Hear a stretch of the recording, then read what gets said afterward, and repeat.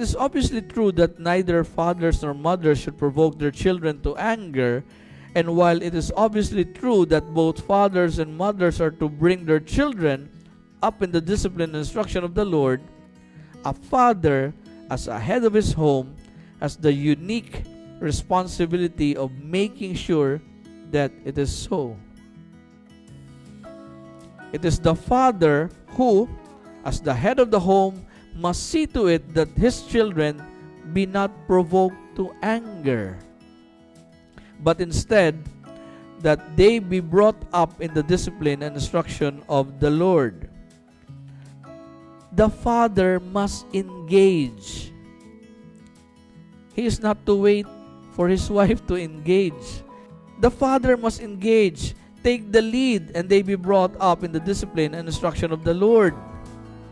It is his responsibility to oversee and to raise his children, for it is his God-given responsibility, sapagkat ang command mismo ay nanggaling sa Diyos.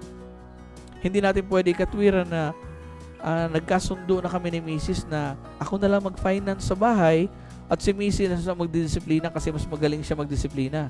No. Ang sinasabi dito, ito ay God-given responsibility. Unang-una, primarily, is sa tatay. This is also a reminder for single men or single women that are considering or wants to enter into a complicated relationship, yung boyfriend-girlfriend relationship. That's why we don't encourage that sa churches. Though there are groups, Christian groups, that they have a ministry that caters or that focuses on courtship, on dating. May mga ganon. Pero sa mga reform groups, mga reform churches, tulad sa atin, walang ganon sapagkat wala kang makikita sa Bible na nagsabi merong courtship ministry, merong dating ministry. Walang ganon. Hahambalusin tayo pare-parehas ng Panginoon pag gumawa tayo ng ganoong departamento. Kung ganyan po ang inyong mga churches na nagki-cater para sa mga kabataan o mga singles na gusto nang magka-boyfriend, halika kayo rito, pag-usapan natin at how we could develop it. Wala pong ganon. Simulan nyo na pong tumakbo palabas ng iglesia na yon sapagkat hindi yan inutos ng Diyos. Para nating tinotolerate yung mga fleshly desires ng ating mga anak kung ganon. You would not see a single verse in the Bible, the whole of Scriptures, that supports that thought. It is a human-centered na ministry. It's not even a ministry. You enter into that relationship.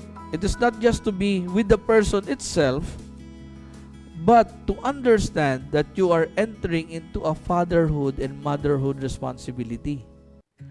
Not a biological exploration of one's curiosity. The reason why Paul commands fathers specifically and not parents in general concerning the raising up of children in the Lord, it is not to minimize the role of mothers at play, no, but to highlight the headship of husbands and fathers within the home and to insist upon their responsible engagement in the task of child rearing. An encouragement to parents that in our children's mistakes and depravity, let us not faint and let it be an opportunity for the gospel be preached to them. Friends, your children need to see the faith that you profess.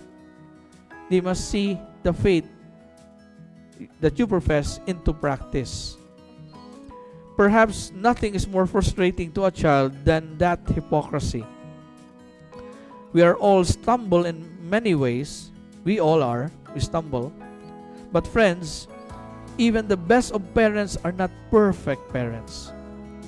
One of the most important things for a Christian parent to do is to repent before God and even before their children when they sin. Fathers, if you are harsh to your children, if you have provoked your children to anger because of your critical spirit or unjust treatment of them, the very best thing that you can do is repent. Repent before God even be willing to ask your children for forgiveness for all the wrongs that you have done them. May the Lord grant us humility that we might repent truly before God and before men. Kung ikaw ay nagkamali kahit sa maliit na bagay, hindi ka bawasan sa pagkalalaki ang paghingi ng tawad. Kung alam mo namang obvious nagkamali ka. So, bilang parents, kahit sabihin pa ng iba na ikaw nagpalaki ng iyong mga anak, pero kung ikaw ay nagkamali, by deed or by word, you have to ask for forgiveness ng iyong mga anak. Lastly, we all need the gospel. Parents and children need the gospel every day in the life of a Christian. So how frequent do you pray? Our own children know our real spiritual status, our hypocrisy before God. There is a saying, lead by example. May we indulge our time as parents to immerse ourselves to prayer and pray for our children to pray.